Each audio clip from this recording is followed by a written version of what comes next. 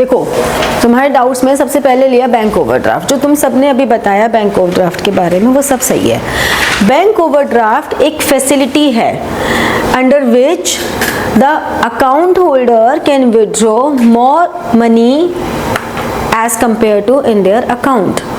उनके अकाउंट में जो पैसा है उससे ज़्यादा पैसा वो विड्रॉ कर सकते हैं। ये फैसिलिटी जब वो अपने बैंक से ले लेते हैं, that facility is called bank overdraft. अब बैंक हमें ये फैसिलिटी क्यों देता है? क्योंकि हमने बैंक के पास कुछ ना कुछ fix deposit, normally fix deposit ही होते हैं, वैसे कुछ और भी कोलेट्रल हो सकता है, but the fix deposits are most common thing कि बैंक के पास हमने फिक्स डिपॉजिट रखा है। उस फिक्स डिपॉजिट के बदले में बैंक ने एक अमाउंट फिक्स किया है कि हम इतने अमाउंट तक का ओवरड्राफ्ट ले सकते हैं। फॉर एग्जाम्पल, अगर मेरी फिक्स डिपॉजिट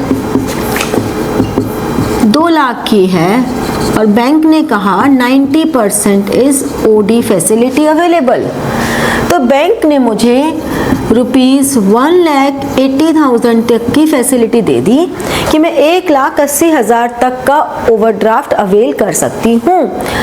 यानी कि अगर मेरे अकाउंट में अकाउंट बैलेंस अगर 20,000 का है और मैंने चेक किसी को इशू किया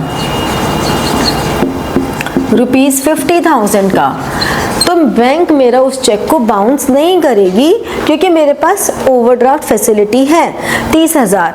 ऐसे करके मैं जितना जितना यूज़ करती रहूँगी और बैंक जितना इंटरेस्ट लगा के मेरे इस पैसे को कम करता रहेगा, वैसे वैसे हमारा जो बैंक है वो 1,80 तक कुछ नहीं कहेगा, 1,80 के बाद वो कर देगा बाउंस। 1,80 तक वो देता रहेगा और इंटरेस्ट लगाता रहेगा। ठीक है, तो वो हमारी बैंक ओवरड्राफ्ट फैसिलिटी होती है। क्लियर? नहीं, मैं ये नहीं कह रही, फॉर एग्जाम्पल बोला ना मैंने, हाँ अलग अलग रहता है। कोई 95% देता है, कोई 100% भी देता है, कोई 80% भी देता है। ये डिपेंड्स कि आप किस बैंक में हो। ऐसे ही चार्जेस का भी मैंने आपको बताया कि अगर फिक्स डिपॉजिट पे 5% मिल रहा है तो वो उस ओवरड्राफ्ट पे 6% लगाएगा। ये एक जनरल कॉन्सेप्ट है, बट कोई बैंक इससे कम भी कर सकता है, ज़्यादा भी कर सकता है। ये बैंक टू बैंक वेरी करता है। तो जब भी हम बैंक से ओवरड्राफ्ट फैसिलिटी लेते हैं तो हम बैंक से पूछते हैं। तो आप जब कभी भी बैंक जाओ तो वहाँ पे पता करके आओ। ये चीज़ तुम अपनी अवेयरनेस के लिए, इससे तुम्हें वो चीज़ याद हो जाएगी। उनसे बैंक में किसी से भी कहना कि अरे हमारी ओवरड्राफ्ट फैसिलिटी क्या होती है, बताते हैं वो। नॉर्मली आजकल हर बैंक में, क्योंकि रश इतना कभी भी नहीं होता, सब लोग ऑनलाइन और नेट बैंकिंग पर आ गए ना, तो बैंक में बहुत रश ऐसे नहीं होता। काम उनके पास बहुत होता है बट पब्लिक रश कम होता है, और स्टूडेंट्स को मोस्टली बैंक्स में लोग करते हैं एंटरटेन। कभी भी बैंक में जाओगे जहां आपका अकाउंट हो तो वहां जाके पूछना। ठीक है, क्लियर हुआ बैंक ओवरड्राफ्ट? अब होता क्या है, हमने ये कहा कि जो हमारा फर्म है और जो ओनर है, हमारा फर्म एंड ओनर ये दो डिफरेंट एंटिटीज हैं।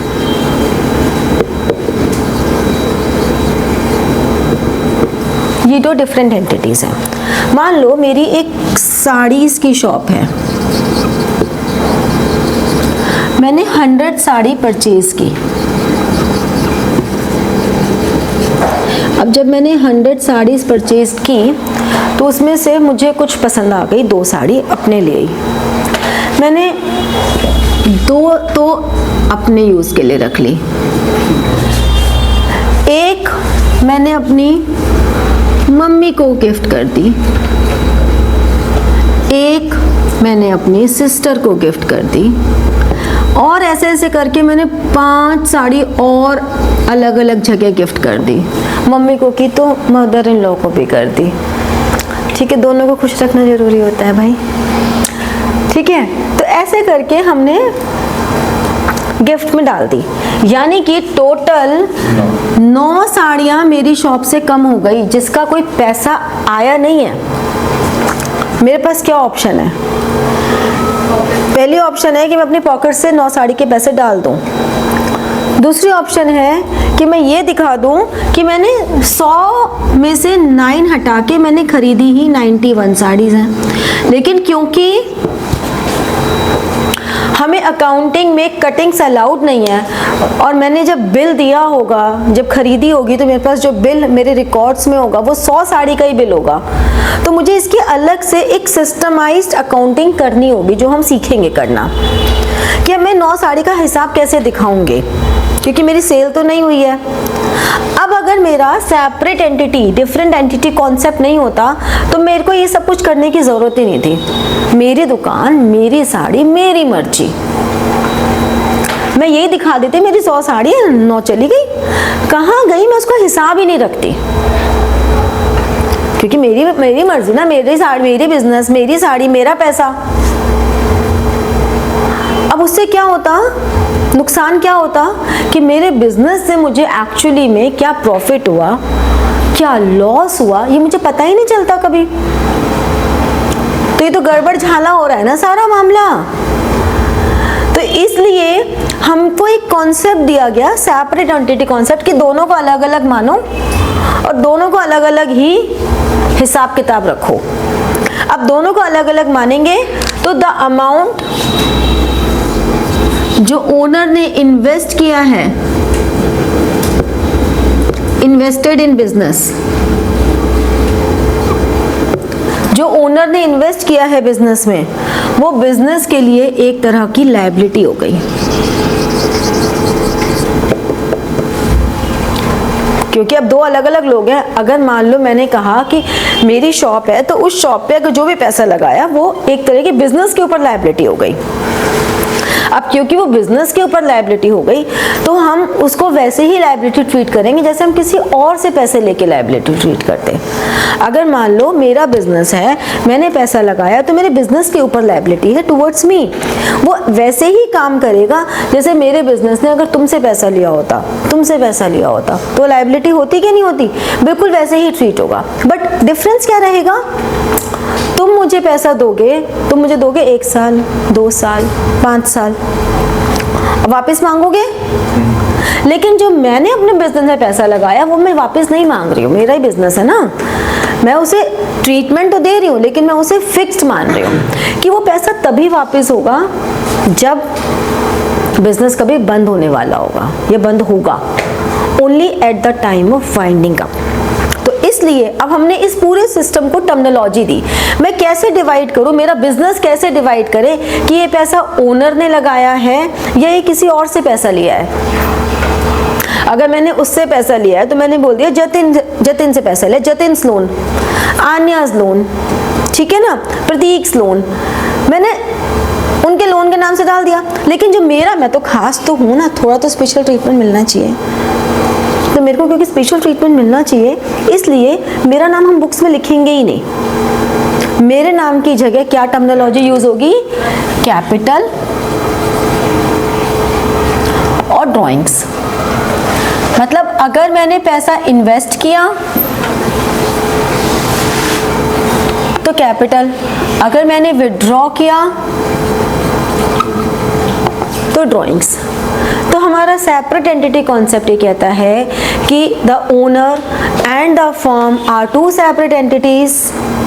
The amount invested by the proprietor owner into the business is called capital, which is a fixed capital for the firm, which is repayable only at the time of winding up of the firm. Enterprise, organization, whatever you say, this is one and same thing. Entity, firm, organization, company, अभी आपके लिए सब एक बराबर है। जैसे जैसे आप आगे बढ़ोगे तो इनमें डिवीजन भी आएगा, लेकिन एट दिस मोमेंट आपके लिए सब एक बराबर है। ठीक है, तो अभी सेपरेट एंटिटी समझ में आया, फिक्स्ड कैपिटल समझ में आया। अच्छा, आपने बोला कि किसी ने आपको लोन दिया बिजनेस के लिए, तो वो भी लायबिलिटी बिजनेस पे होगी, आप बिजनेस पे होगी, बिजनेस पे होगी, एक्चुअली बिजनेस पे ही होगी। लेकिन क्योंकि वो मैं अकेले हैंडल कर रही हूँ बिजनेस, तो जब कभी बिजनेस वाइंड अप होगा और अगर business is not capable of repaying its debt, तो वो अल्टीमेटली लायबिलिटी मेरे ऊपर आ जाएगी, क्योंकि मेरे अकेले का बिजनेस है। अकेले का जब बिजनेस होता है, जिसे हम सोल प्रोप्राइटरशिप कहते हैं, उसमें अनलिमिटेड लायबिलिटी होती है। हाँ, अगर ये पार्टनरशिप में बिजनेस होता तो हम पार्टनरशिप में एग्रीमेंट बनाते समय लिख सकते थे कि लिमिटेड लायबिलिटी रहेगी, जितना हम इन्वेस्ट करेंगे उतना ही होगा, हमारी प्राइवेट प्रॉपर्टी नहीं यूज होगी। जॉइंट स्टॉक कंपनी, बड़ी कंपनी बनाते तो उन सब में अनलिमिटेड होती है। एक सोल प्रोप्राइटरशिप ऐसा है जिसमें कि लिमिटेड लायबिलिटी अनलिमिटेड लायबिलिटी रहती है। बट ये सिर्फ तब जब बिजनेस बंद हो रहा है, उससे पहले नहीं। समझे? कोई डाउट? क्लियर? अब नेक्स्ट आगे की कहानी आती है इंटरनल एंड एक्सटर्नल इक्विटी। ये जो मैंने सारी कहानी तुम्हें सुनाई कि ओनर ने पैसा लगाया, कैपिटल है, ड्राइंग्स है, यानी कि जो ओनर से रिलेटेड है, ओनर से रिलेटेड सब कुछ हमारा इंटरनल इक्विटी है।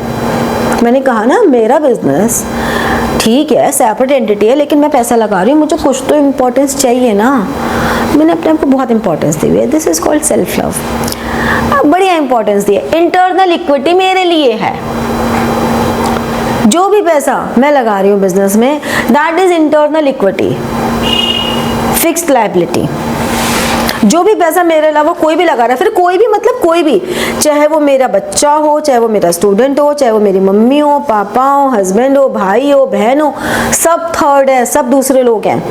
बिजनेस में कोई भाई बंधु नहीं चलती है। पैसा पैसा अपनी जगह, बिजनेस बिजनेस अपनी जगह होता है ना, भाई भाई अलग चीज। तो चाहे आपके भाई ने, बहन ने, हस्बैंड ने, वाइफ ने, माता ने, पिता ने, बच्चों ने, किसी ने भी लोन दिया है, वो बाहर वालों का ही लोन माना जाएगा। सब एक्सटर्नल है। तो इंटरनल सिर्फ ओनर है और एक्सटर्नल बाकी सब है। ठीक है? नेक्स्ट डाउट हमारे पास आया गोइंग कंसर्न। हमने कहा कि कोई भी बिजनेस जब स्टार्ट होता है तो उसका क्या ऑब्जेक्टिव होता है? प्रॉफिट कमाना। क्या बोला? चलते रहना। ठीक है, प्रॉफिट कमाना। यानी कि कोई भी बिजनेस जब स्टार्ट होता है तो वही सोच के स्टार्ट होता है कि हम आगे चल के एक ब्रांड बनेंगे। जब कोई स्टार्टअप को रन करते हैं तो वो क्या सोच के करते हैं? हम एक ब्रांड बनेंगे, बढ़िया टर्नओवर, बढ़िया कैपिटल, मार्केट में स्टैंडिंग होगी, सब करेंगे। वही सोच के कभी स्टार्ट करते हैं कि बिजनेस में सिर्फ 6 महीने के लिए करा? नेवर, नेवर, कभी भी नहीं करते। हाँ, अगर आपके स्कूल में कोई फेट है, उसमें आपने स्टॉल लगाई, तो वो जरूर आप एक दिन के लिए कर रहे हो, but that is not business, because this is not a recurring activity, right? That is not called business. अगर तुमने एक दिन के लिए वहां पे स्टॉल लगाई छोले भटूरे की, तो बिजनेस थोड़ी ना हुआ। तुमने प्रॉफिट कमाया, बट वो बिजनेस नहीं है, क्योंकि रेगुलरिटी नहीं है। द सेम थिंग कि कोई भी बिजनेस रेगुलर बेसिस पे होना चाहिए ना। प्रॉफिट अर्निंग सफिशिएंट नहीं होगा उसको बिजनेस कहलाने के लिए। अगर हम उसको बिजनेस कहना चाहते हैं तो रेगुलरिटी इज इंपॉर्टेंट। अब रेगुलरिटी इज इंपॉर्टेंट तो हम क्या करेंगे कि वो बिजनेस जब शुरू हुआ तो वो चलता जाएगा, एंड फॉर इनडेफिनिट टाइम वो बिजनेस चलेगा। हम नहीं सोचेंगे आज उसको वाइंड अप करने की। And because of only that concept हम ये जो fixed assets, current assets, non current assets, ये जो इतने डिवीजन कर रहे हैं, टेंजिबल, इनटेंजिबल, करंट लायबिलिटी, ये जो इतना हमने फैलावा किया है, ये इसीलिए किया है क्योंकि हमारा बिजनेस लंबे समय तक चलना है। अदरवाइज थोड़ा ना, अब किसी को अगर अपनी शॉप बढ़िया बनानी तभी तो वो बढ़िया शॉप बनाएगा कि कस्टमर बार बार आए। डोमिनोज वाले अपनी पिज़्ज़ा की क्वालिटी के बाद हर बार पिज़्ज़ा डिलीवर करने के बाद आपसे फीडबैक ले रहे हैं कि अगर कुछ प्रॉब्लम है तो आप हमें बताओ, हम अपना फीडबैक से उसको सही करेंगे, क्योंकि वो उसमें रहना चाहते हैं, वो सालों साल काम करना चाहते हैं। तो going concern concept means a business will go for a longer, for an indefinite period, that is going concern concept. Got it? समझ में आया? चलो, ये खत्म। अब एक नया कॉन्सेप्ट पढ़ते हैं। नया कॉन्सेप्ट है dual aspect.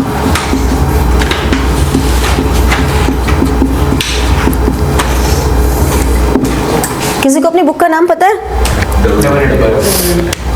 Double entry book keeping system. Book keeping का मतलब होता है just to record the data, जो भी हमारा है अकाउंटिंग ट्रांजैक्शन उनको रिकॉर्ड करना। आप उसको एनालाइज करना नहीं सीखोगे अभी 11th में, आप सिर्फ बुक कीपिंग सीखोगे अभी, आप उससे एनालिसिस करना 12th में सीखेंगे। इसीलिए double entry book keeping system. And double entry means every transaction has double effect, ठीक है, double effect, every transaction has double effect, that is called dual aspect concept. कोई भी ट्रांजेक्शन उठा लो, हर ट्रांजेक्शन का डबल इफेक्ट होता ही होता है। ऐसी कोई ट्रांजेक्शन ही नहीं है जिसका सिंगल इफेक्ट हो, नो। हर ट्रांजेक्शन, एवरी ट्रांजेक्शन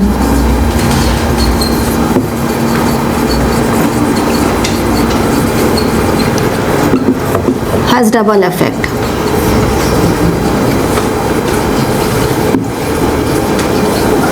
ये डबल इफेक्ट है हर ट्रांजैक्शन का। और वो डबल इफेक्ट क्या है? ये असेट्स इज इक्वल टू कोई भी ट्रांजैक्शन हो वो assets is equal to liabilities में आएगा। अब लायबिलिटीज में क्योंकि मैं खुद को इंपॉर्टेंस ज़्यादा देती हूँ तो मैंने कहा लायबिलिटीज प्लस कैपिटल, क्योंकि कैपिटल भी एक तरह की लायबिलिटी है, लेकिन मैं खुद को तो इंपॉर्टेंस दूंगी ना थोड़ी, तो मैंने कैपिटल को अलग कर दिया कि ये तो कैपिटल, यानी कि ये इंटरनल इक्विटी, ये वाली जो लायबिलिटीज हैं, हमें दो इफेक्ट है, एक लायबिलिटी और एक कैपिटल। हाँ, ये डबल इफेक्ट है, ये इक्वेशन है एक्सटर्नल इक्विटी, ये इक्वेशन है हमारी। हर ट्रांजैक्शन का डबल इफेक्ट होगा, every transaction will have double effect. And कैसे वो डबल इफेक्ट होगा? Assets is equal to liabilities plus capital, this is called accounting equation. Accounting equation, ये अकाउंटिंग इक्वेशन है, यानी कि इन दोनों को मिला के बन गई टोटल इक्विटी। इसका मतलब हम ये कह सकते हैं कि assets is equal to total equity. किसी भी तरह घुमा फिरा के बात कर दें, assets is equal to total equity, ठीक है। हम क्या कह रहे हैं कि अकाउंटिंग इक्वेशन है assets is equal to liabilities plus capital. कोई भी ट्रांजैक्शन होगी वो इस तरह से आएगी कि ये इक्वेशन कभी डिस्टर्ब ही नहीं होती है। ये हम लोग करना सीखेंगे कि कैसे ये इक्वेशन कभी डिस्टर्ब ही नहीं होती है। अब ये बताओ कि अगर प्रॉफिट हुआ किसी ऑर्गेनाइजेशन को तो प्रॉफिट किसके पास जाएगा? ओनर के पास। और ओनर को हम किससे रिप्रेजेंट कर रहे हैं? प्रोप्राइटर से, मतलब बुक्स में किस नाम से रिप्रेजेंट कर रहे हैं? कैपिटल। ओनर को we are representing through capital. तो प्रॉफिट का क्या करना चाहिए हमें? हमें क्या करना चाहिए? ऐड करना चाहिए। तो यानी कि profit should be added to capital, है ना? तो अगर एक्सपेंस हुआ तो, अगर एक्सपेंस हुआ तो क्या करेंगे? है बिल्कुल, कैपिटल से डिडक्ट। नेचुरल सी बात है, अगर प्रॉफिट ले रहे हो तो एक्सपेंसेस भी कैपिटल से डिडक्ट होगा। लॉस हुआ तो कैपिटल से डिडक्ट। अगर किसी प्रोप्राइटर ने बीच में एडिशनल कैपिटल लगाई तो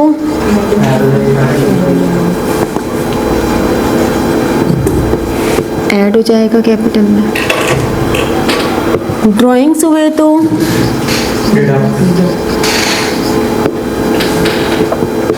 डिडक्ट हो जाएगा।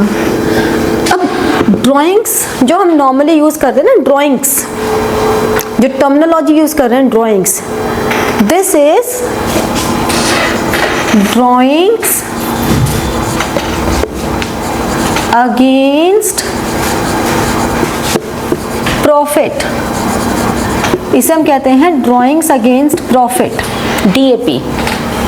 इसका मतलब ये हुआ कि ये उसके रेगुलर ड्राइंग्स हैं, वो रेगुलर ड्राइंग्स जो उसको अपने रेगुलर खर्चों के लिए, क्योंकि इकोनॉमिक एक्टिविटी है उसके लिए चाहिए, लेकिन अगर उसने अपना जो कैपिटल इन्वेस्टमेंट है उससे कम किया, यानी कि उसने विड्रॉल ऑफ कैपिटल किया, तो क्या करेंगे? ये विड्रॉल ऑफ कैपिटल है, तो हम क्या करेंगे? माइनस कैपिटल कर देंगे, है ना? हम डिफरेंस क्या ड्राइंग और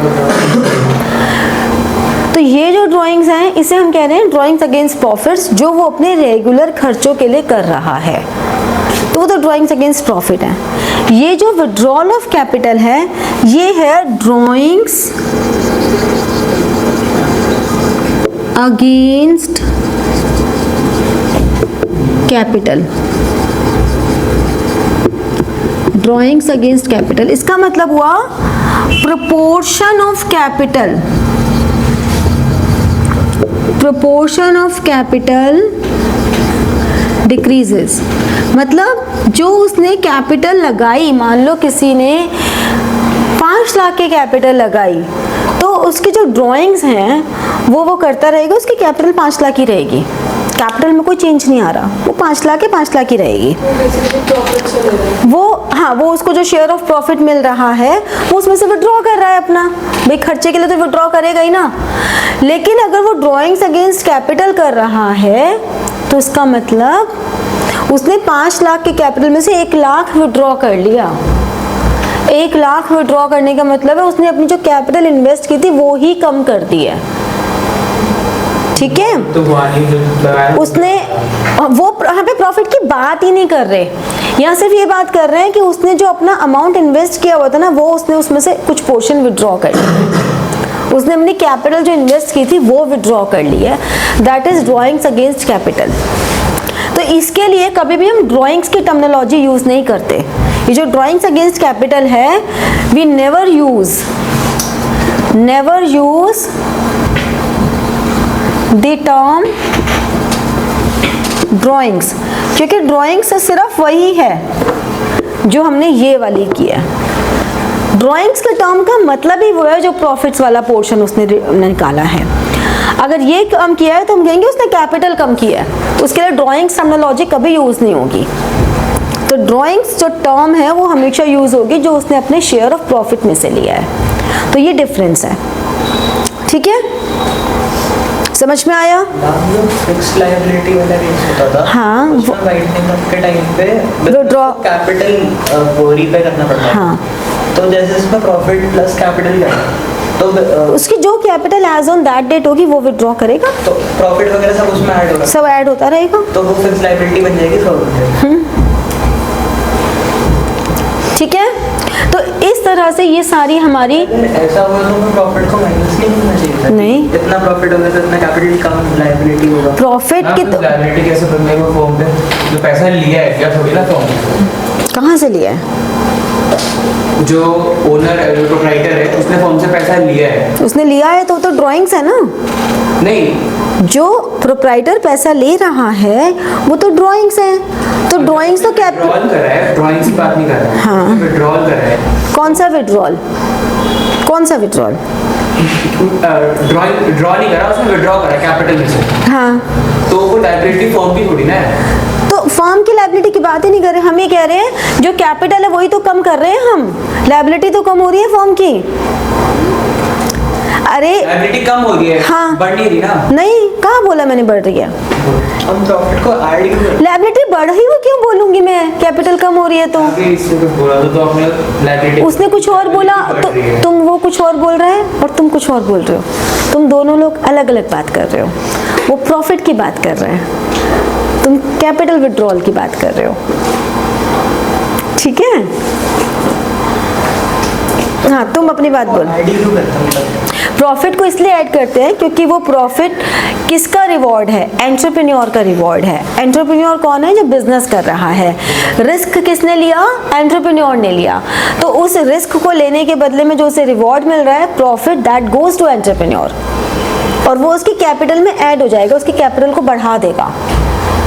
जब वो विड्रॉ करेगा अगर एज ड्रॉइंग्स, तो कैपिटल कम कर देंगे। बट कैपिटल वो जो उसने इन्वेस्ट कर रखा है, प्रॉफिट तो अलग होगा जो उसने कमाया ऊपर। तो उससे कैपिटल ही तो बढ़ेगी ना उसकी, जो उसने प्रॉफिट उसने उतना मतलब प्रॉफिट भी इन्वेस्ट कर दिया ताकि वो कैपिटल इन्वेस्ट नहीं किया। अगर उसने नहीं किया तो वो विड्रॉ कर लेगा, वो ड्रॉइंग्स हो गई। नहीं है ज़रूरी, बिल्कुल हो सकता है उसे 10,000 का प्रॉफिट हो, उसने 10 विड्रॉ कर लिया, ठीक है, हम 10 यहाँ पे ऐड कर देंगे, 10 यहाँ विड्रॉ कर देंगे, बिल्कुल कोई ज़रूरी नहीं है। यहाँ पे कैपिटल हमने बढ़ा दी, फिर कम भी तो कर दी, बिल्कुल ज़रूरी नहीं है। ठीक है, तो समझे, तुम्हारी दोनों की अलग अलग बातें थी। और कोई? तो अब हम क्या कह सकते हैं? हम ये कह सकते हैं कि ठीक है जी, closing capital minus opening capital, यानी कि अगर मैंने 1 लाख रुपए लगाए साल के शुरू में, मेरे को कहीं ना कहीं तो प्रॉफिट कैलकुलेट करना ही पड़ेगा ना, कहीं ना कहीं तो करना ही पड़ेगा। तो मैंने 1 साल का टेन्योर लिया कि 1 साल, हर 1 साल पे मैं प्रॉफिट कैलकुलेट कर लेंगे। भाई ऐसा तो नहीं हो सकता ना, बिजनेस को चलाते रहो चलाते रहो चलाते रहो। तो मैं ये बता रही थी कि हमारा जो भी हमें पूरा बिजनेस, हमने कह तो दिया कि गोइंग कंसर्न कॉन्सेप्ट है, लेकिन क्या ऐसा होगा कि वो गोइंग कंसर्न कॉन्सेप्ट है तो हम बिजनेस शुरू होने के बाद प्रॉफिट कैलकुलेट ही नहीं करेंगे? We need to break whole life of business in shorter term. हमें उस पूरी बिजनेस की लाइफ को शॉर्टर टर्म में डालना पड़ेगा, which is called accounting year, which is called accounting year. Accounting year may be financial year. Financial year का मतलब क्या हुआ कि अप्रैल 1 से स्टार्ट होके 31 March of next year. Accounting year may be calendar year. Calendar year का मतलब जनवरी 1 से स्टार्ट होके दिसंबर 31। It may be from Diwali to Diwali, Christmas to Christmas, Pongal to Pongal, on the basis of religion, ये कभी भी कहीं से भी हो सकता है। बट एक यूनिफॉर्मिटी मेंटेन करने के लिए इनकम टैक्स डिपार्टमेंट की तरफ से this is always from 1 April to 31 March. तो इसीलिए हमारे क्वेश्चंस भी मोस्टली इसी फाइनेंशियल ईयर पे चलते हैं और इसी को हम अकाउंटिंग ईयर मान के चलते हैं। मींस अगर आपको कभी क्वेश्चन में कुछ भी नहीं दिया होगा तो always treat financial year as your accounting year, unless and until आपको ये ना बोला जाए कि कैलेंडर ईयर या कुछ और है। तो अब हम ये क्यों कर रहे हैं? क्योंकि हमें प्रॉफिट तो कैलकुलेट करना ही है ना हर साल। तो अगर साल के शुरू में मैंने कैपिटल लगाई जनवरी 1, 2026 को मैंने बिजनेस स्टार्ट किया, business started with capital of 4 lakh. दिसंबर 31, 2026 को माई कैपिटल इज ₹4,50,000। कैसे हो गई 4 लाख से 4,50,000? मैं ये दिखा रही हूँ, हाँ मैं ये कह रही हूँ कि मैंने 4 लाख की कैपिटल लगाई, लेकिन हुआ क्या, जब मैंने एंड में देखा तो मेरी कैपिटल, हो सकता है बीच में कुछ माइनस हुआ हो, कुछ प्लस हुआ, बहुत कुछ रहा होगा पूरे 1 साल में, लेकिन एट द एंड 450 है। तो मैं क्या बोलूँगी, ये 50,000 क्या है? प्रॉफिट। ठीक है ना? अब इसको मैं और थोड़ा एलोबरेट करूं, कैसे? मान लो मैंने पर मंथ की सैलरी होनी चाहिए। नहीं, पर मंथ तो बहुत ही स्मॉल टाइम हो जाएगा ना। पर मंथ अगर हम कैलकुलेट करना शुरू कर देंगे तो ये बहुत बर्डन हो जाएगा कंपनी के ऊपर, इसलिए 1 साल का टाइम होता है। कंपनी मंथली बेसिस पे निकाल सकते हैं, उसकी कोई मनाही नहीं है। मंथली बेसिस पे प्रॉफिट वो निकालते भी हैं एक्चुअली में, हर कंपनी मंथली बेसिस पे, क्वार्टरली बेसिस पे, 6 मंथली सब निकालते हैं, बट इन जनरल जो इनकम टैक्स डिपार्टमेंट है वो 1 साल की बात करता है। शो वो 1 साल नहीं करते हैं। वो अपने पास इंटरनल रिकॉर्ड्स के लिए मेंटेन करते हैं सब कुछ। अब हमने कहा कैपिटल इन द बिगिनिंग, मतलब स्टार्टिंग में इतनी कैपिटल थी, ये कैपिटल थी, ठीक है। ये XX का मतलब होता है रुपीस का, जो रुपीस जो अमाउंट है ना उसको जो हम XX लिख देते हैं सिंपल रिप्रेजेंट करने के लिए। इसमें मैंने कुछ एडिशनल कैपिटल लगाई, इसमें से मैंने कुछ ड्राइंग्स की, इसमें से मैंने कुछ विड्रॉल ऑफ कैपिटल भी कर लिया। अगर